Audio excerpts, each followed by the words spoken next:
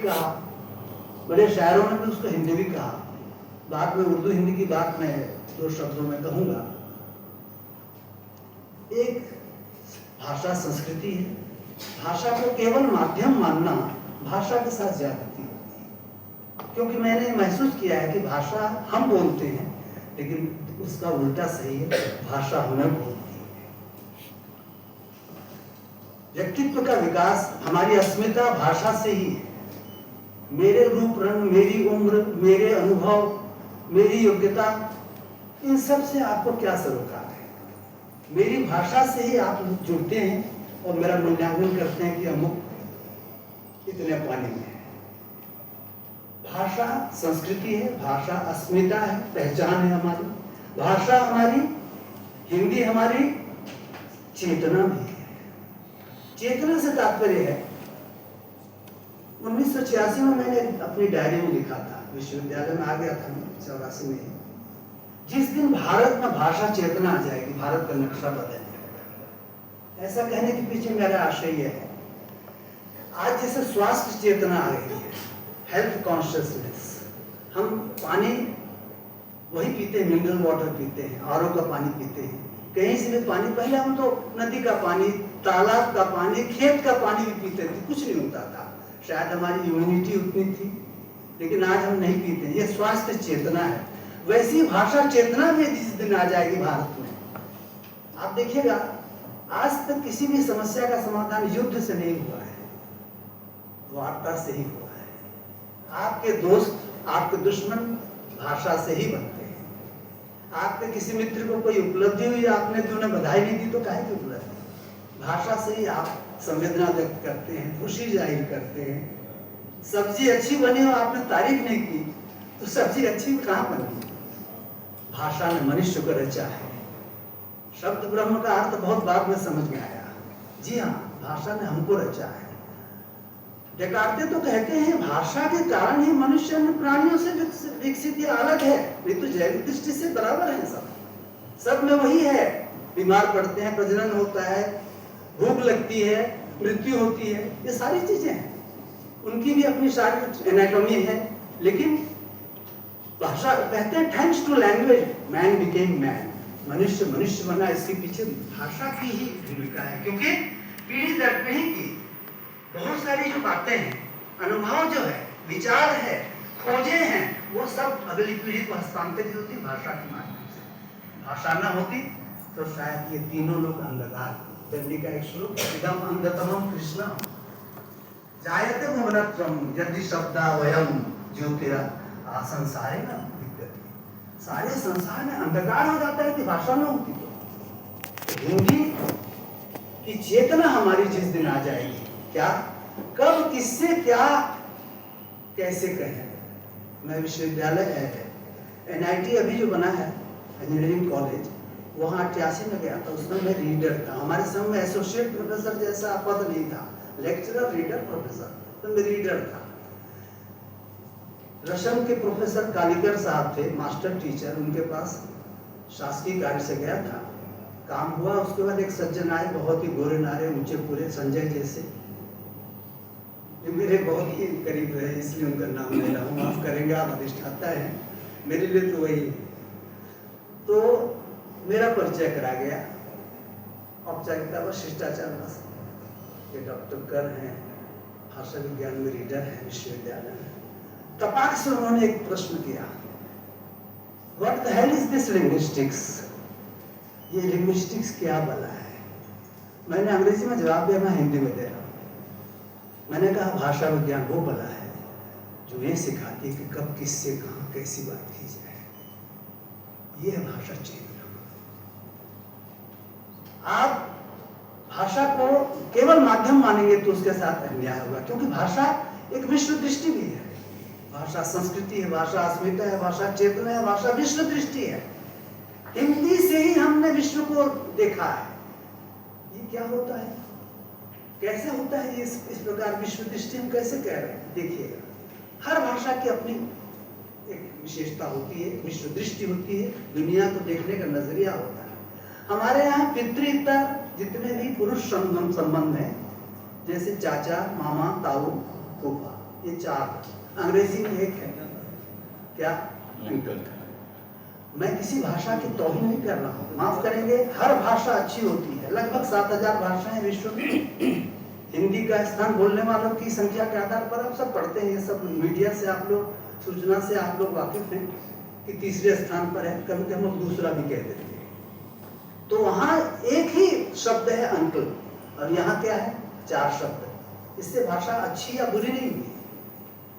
काश आज Lord Macaulay होते तो उनको हम बताते, उन्होंने जो कहा था याद है 1835 की मिनट में, A single shelf of English literature is worth the whole of Indian literature. पागलपन। ऐसा नहीं, हमारे यहाँ मौखिक साहित्य कितना है, जिनका भी लेखन हो तो मैं समझता हूँ कई युग लगेंगे। हर भाषा में, आदिवासी भाषाओं में बहुत साहित्य है। तो भाषा में, हिंदी में आज हम जो बात कर रहे हैं निर्माण की बात, हिंदी को बापू ने, भले ही वहाँ राजभाषा आपके संविधान में कहा गया, लेकिन बापू ने कहा ये राष्ट्रभाषा है। उनका एक उदाहरण है। आज की पहली और सबसे बड़ी समाज सेवा यह है कि हम अपनी देशी भाषाओं की ओर मुड़े और हिंदी को राष्ट्रभाषा के पद पर प्रतिष्ठित करें। हमें अपनी सभी प्रादेशिक कार्रवाइयाँ अपनी अपनी भाषाओं में करनी चाहिए तथा हमारी राष्ट्रीय कार्रवाई भाषा हिंदी होनी चाहिए। आप देखिए, आपके मन में राष्ट्रभाषा का जो भाव है, जैसे गांधी जी के मन में था, वही राजभाषा का हमारे लिए अर्थ है। भले ही नहीं आया है, 22 भाषाएं हैं जो 8वीं अनुसूची में है, लगभग 1600 अन्य भाषाएं और बोलियां हैं, वो सब के सब संपोषित करती हैं हिंदी को। हिंदी का सौभाग्य है, इतनी दृष्टियां मिल रही हैं उसको। मैंने कुछ आदिवासी भाषाओं पर, बोलियों पर काम किया, उनकी जो दृष्टि है दुनिया को देखने की, जब नजरिया है वो एकदम अलग है। तो वो सब हम हिंदी में शामिल कर रहे हैं। आज हिंदी केवल एक प्रांत की, मध्य देश की भाषा नहीं है, या केवल हिंदी में एमए करने वालों की भाषा नहीं है, पूरे राष्ट्र की सामाजिक संस्कृति की वाहिका है। हमारा जो भारत है वो भाषाभाषी देश है, लेकिन हिंदी ने सभी भाषाओं को जोड़ा है, एक सेतु का काम किया है। वंदे मातरम कहां से आया? संस्कृत है। आप देखिए, ये जय हिंद कहां से आया? हिंदी है। यहाँ कोई न प्रदेश या भाषा की दीवार है, आप, मैं ऐसा नहीं मानता। कारण है कि शब्द जो होते हैं ये बड़े यायावर होते हैं।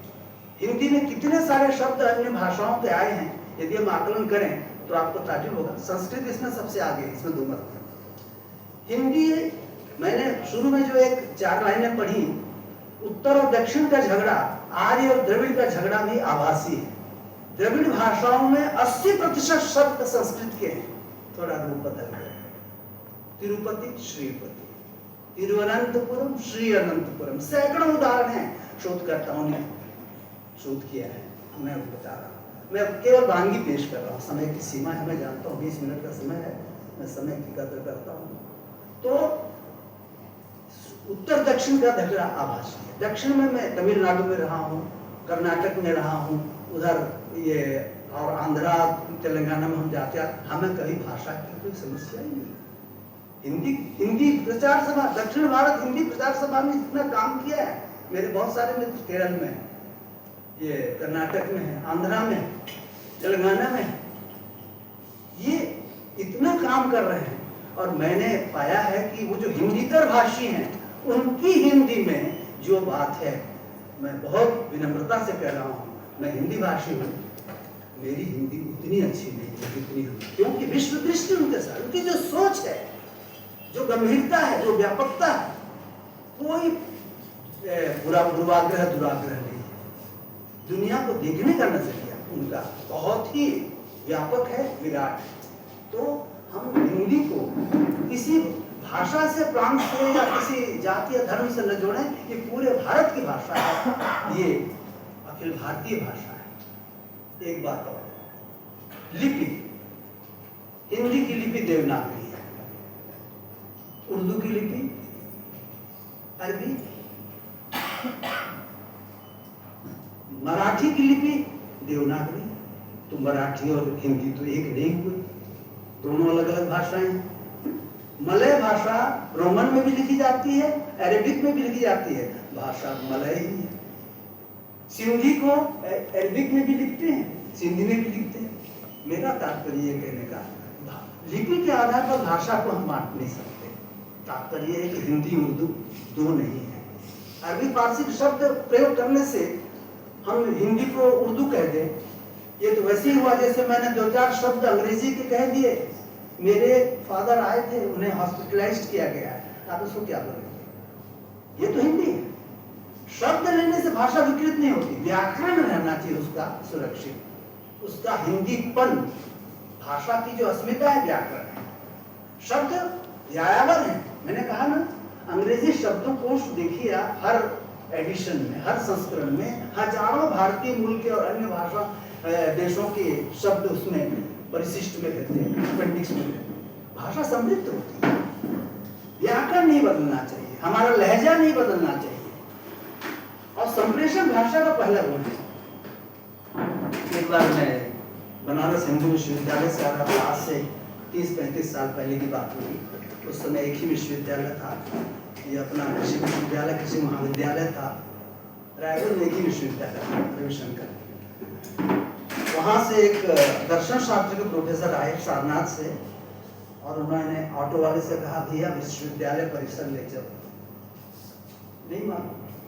एक दूसरे से पूछा, परिसर ले चलो विश्वविद्यालय, नहीं मालूम। मैं गुजर रहा था इत्तेफाक, मैंने कहा भाई ये यूनिवर्सिटी कैंपस कह रहे हैं भाई, तो क्या बोलते हैं? वो रिक्शा वाला क्या बोलता है?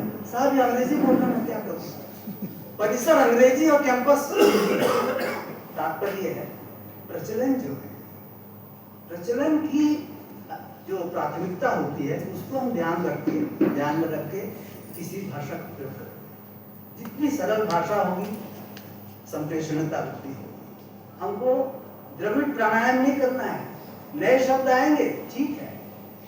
कभी कभी वो लगता है कि विज्ञान के विषयों के लिए तो हिंदी पर्याप्त नहीं है। किसने कहा पर्याप्त नहीं है?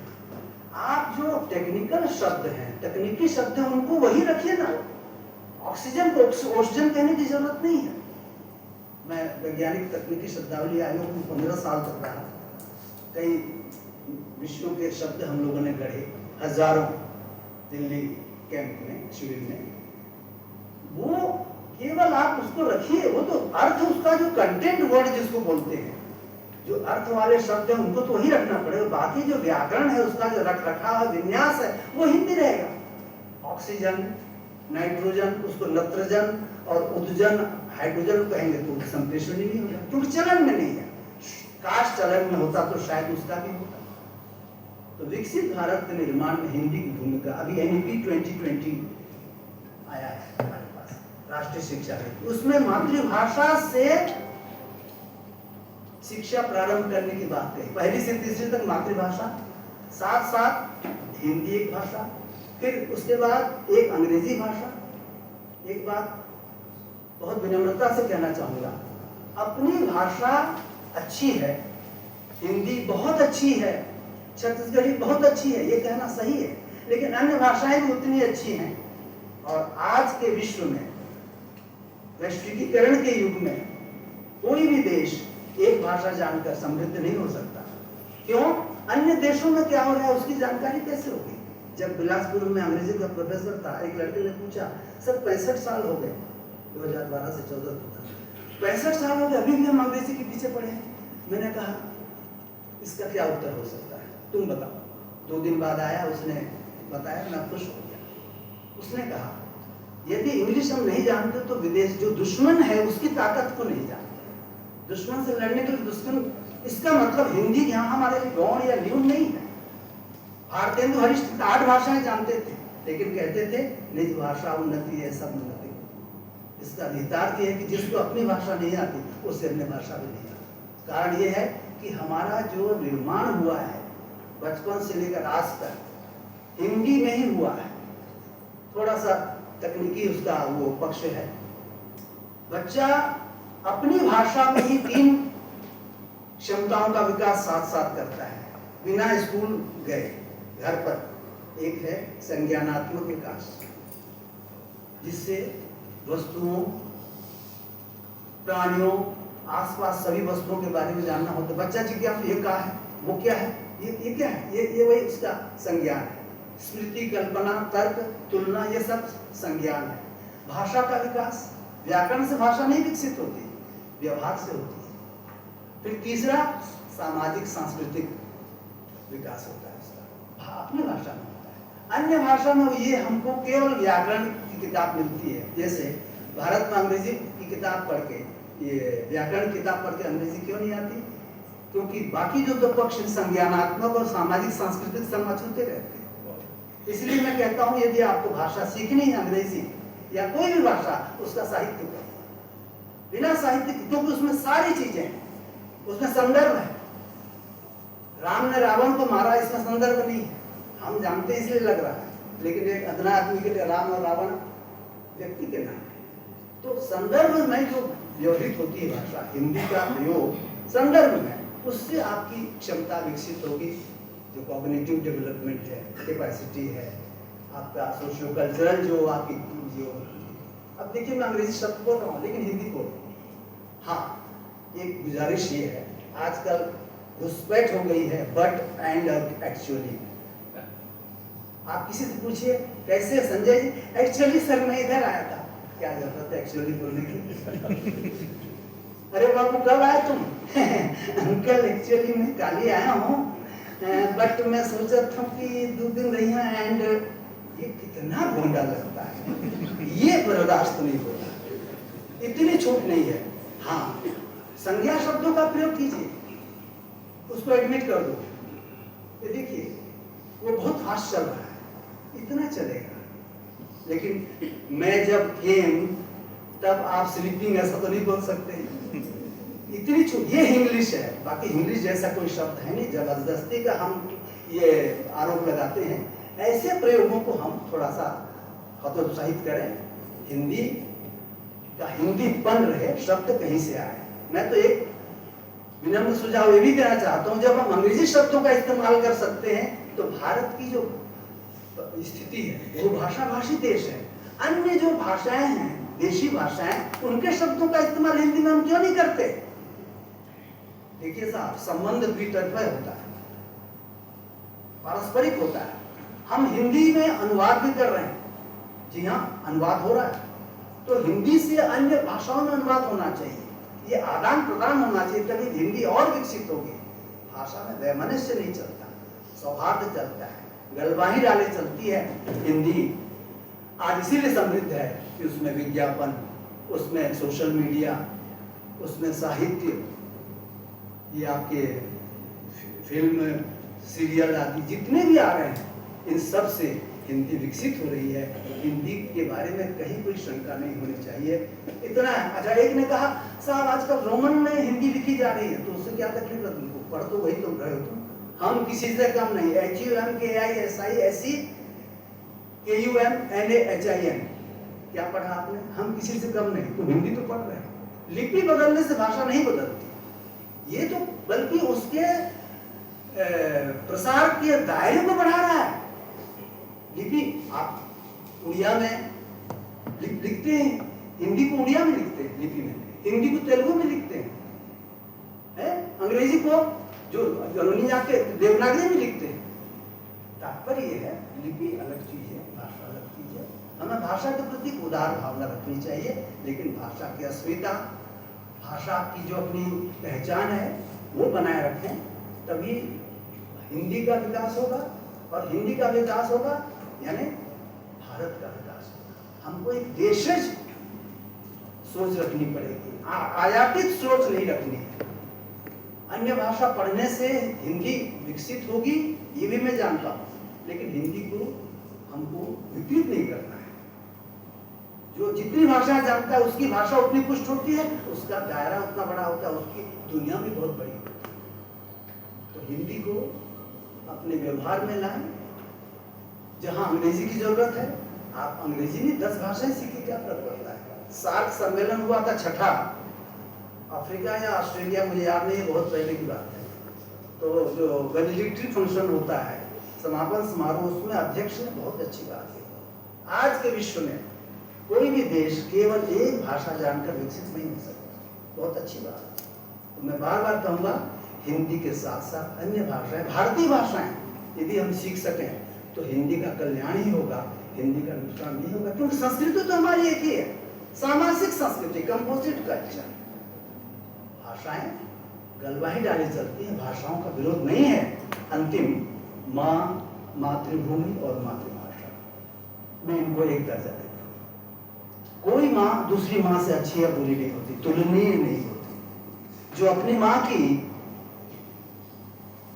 पूजा करता है, का सम्मान करता है, वो दूसरी माँ का अपमान नहीं करता। और मैं तो ये भी कहता हूँ, जो अपनी भाषा नहीं जानता दूसरी भाषा के ऊपर उंगली उठाता है। जो अपना विषय नहीं जानता, अरे हिंदी में तो, हिंदी में क्या है, हिंदी में क्या है।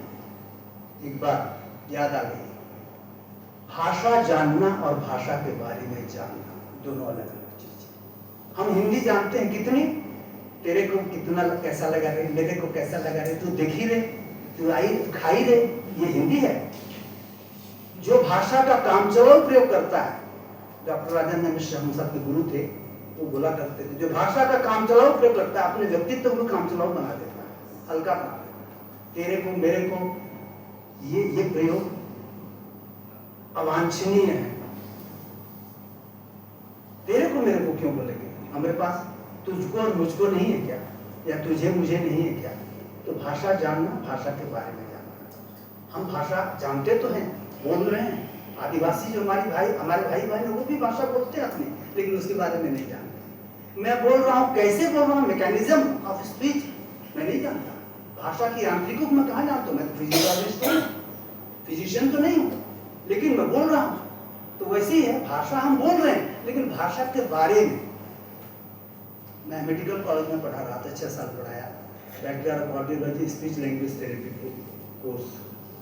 भोपाल से एक विजिटिंग प्रोफेसर आए थे, 2 क्लास में लेता था सप्ताह में, तो मेरा परिचय हुआ फिर।